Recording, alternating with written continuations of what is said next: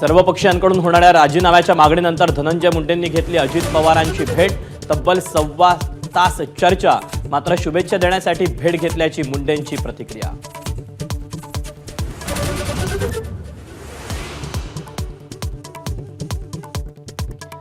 संतोष देशमुख हत्येप्रकरणी धनंजय मुंडेंचा राजीनामा घ्या, सर्वपक्षीय शिष्टमंडळाची राज्यपालांकडे मागणी।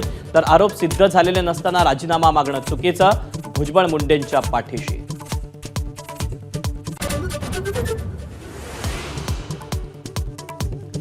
सरपंच संतोष देशमुख हत्येप्रकरणी पवारांनी मुख्यमंत्र्यांना लिहिलेल्या पत्रातही धनंजय मुंडेंकडे बोट। बीडमधल्या सर्वपक्षीय मोर्चात नेत्यांनी सूत्रधाराचं नाव घेतल्याकडे वेधलं लक्ष।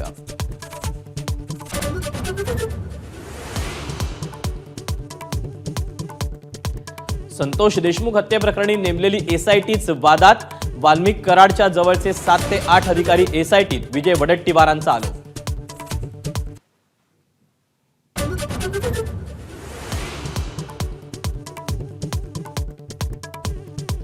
अजित पवारांवरच्या टीकेवर भाजपचे आमदार सुरेश धस यांनी व्यक्त केली दिलगिरी।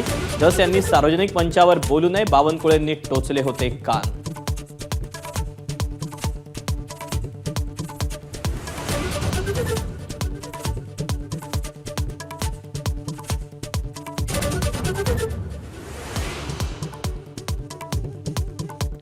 मनोज जरांगेंविरोधात बीड, परळी आणि अंबाजोगाईत गुन्हा दाखल। परभणीतल्या मोर्चामध्ये धनंजय मुंडे यांच्याबाबत केलेल्या वक्तव्यामुळे जरांगे अडचणीत।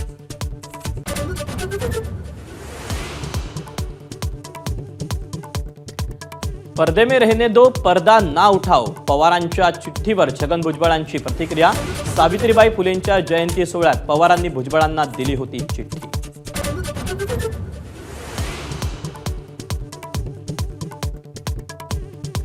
बाबा सिद्दीकी हत्येप्रकरणी क्राईम ब्रांचकडून मकोका कोर्टात आरोपपत्र दाखल। सिद्दीकींच्या हत्येमागे 1 नाही 3 कारण असल्याचा आरोपपत्रात उल्लेख।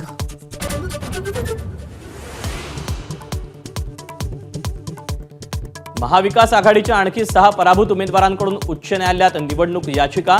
नियमांचं उल्लंघन, ईव्हीएम मध्ये छेडछाड, मतदार यादीतील घोळांवर बोट।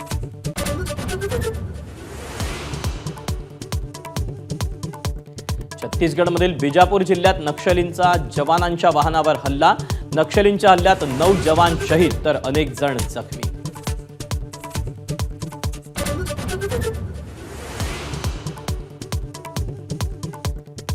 छत्रपती संभाजीनगरमध्ये सैराटची पुनरावृत्ती। चुलत भावानं 17 वर्षीय बहिणीला 200 फूट दरीत ढकलून केली हत्या, पोलीस तपास सुरू।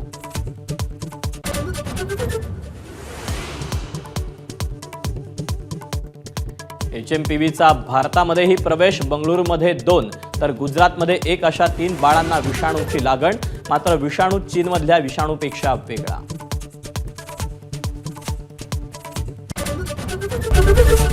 एबीपी माझा, उघडा डोळे बघा नीट।